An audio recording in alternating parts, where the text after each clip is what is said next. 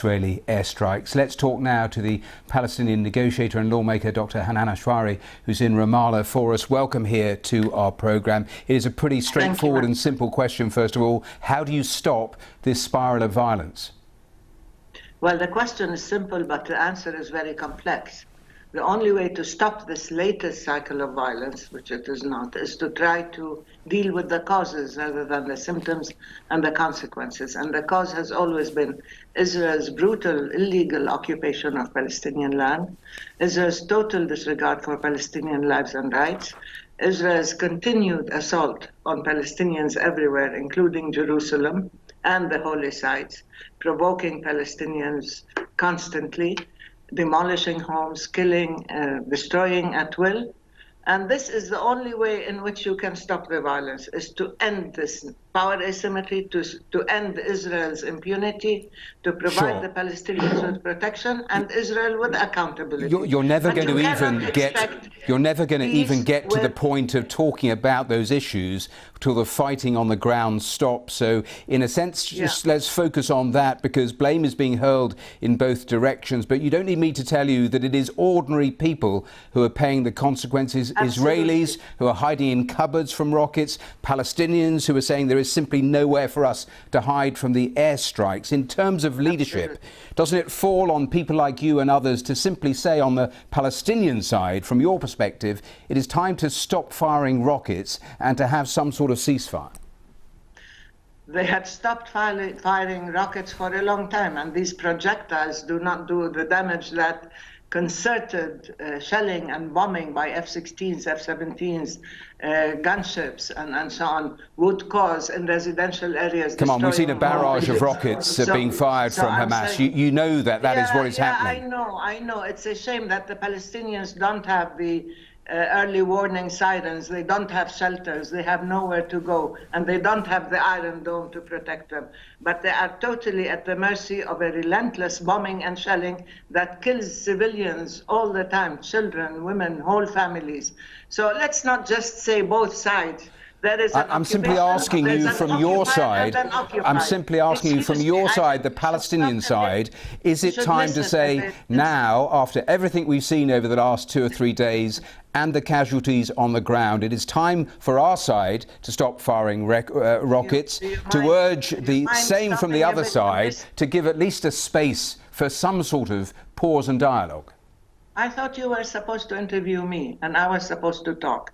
But if you want to insist on interrupting me all the time, that's not very nice or polite.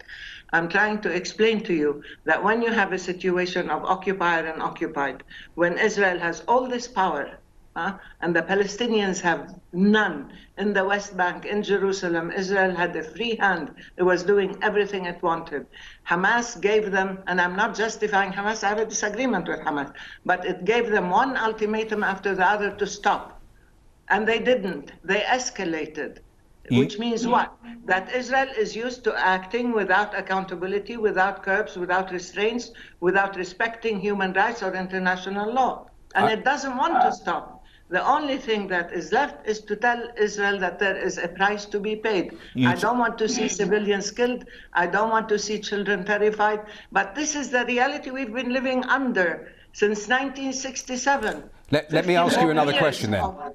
Let me ask you another question. You talked about Hamas, and there has been raised tensions. We all know about the tensions around the forced evictions, the tensions around Al-Aqsa Mosque. But has Hamas hijacked all of that for their own purposes? They wanted elections. Elections were suspended. Have they exploited the situation? Well, I think any political organization would exploit any situation that would work in its favor. But frankly speaking, the Palestinians are seeing this as the only way, the only message that tells the Israelis we won't lie down and die quietly, that there are limits, that you cannot go on doing everything you wanted without any consequence. That's the issue. And so Hamas now is popular among many Palestinians, because they feel that they represent the will to stand up and to fight with very little, under siege, with nowhere to go, and yet they are willing to pay a price. And I know that the Palestinian civilians are paying a heavy price, and my heart breaks every time I see these horrific rockets come down and shells and bombs and destroy homes and cars and which is people's why I lives. asked you about leadership from your side in terms of what you can offer up. I understand everything you are saying about what you want from the Israelis, but in terms of what the Palestinians can offer up to stop exactly what you say you're regretting seeing played out hour after hour. Yes, of course. If you think that the Palestinian leadership can just push buttons or issue orders and say, let's stop, it's not going to happen. I think the Palestinian leadership as a whole is helpless right now because there's a dynamic on the ground that is escalating, and Israel is ongoing in its relentless assaults and its relentless bombing. And so if you want to talk about talks, yes, you cannot have negotiations between occupied and this asymmetry of power. What you need to do is have the will and the backbone by the international community to hold Israel accountable and itself. Let me ask you that then. A final question about exactly where you take me, because President Biden has been really clear so far about his priorities, the US economy, COVID. Is the only route out of this is full-scale engagement from America? Yeah. I think it's not just the US, it's the international community, the whole multilateral system that is supposed to be rules-based. For the first time, we heard an American talk about equal rights for Palestinians and Israelis. That's unusual, but what do they propose to do about it? That's the issue.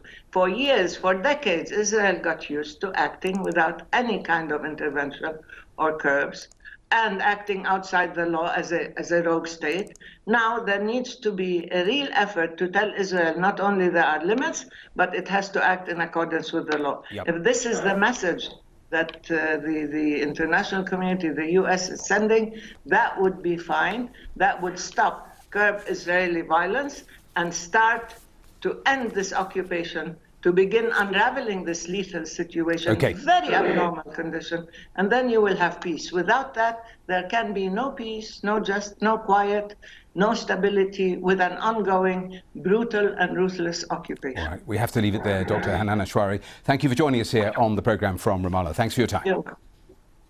You're welcome. Plenty more on that story.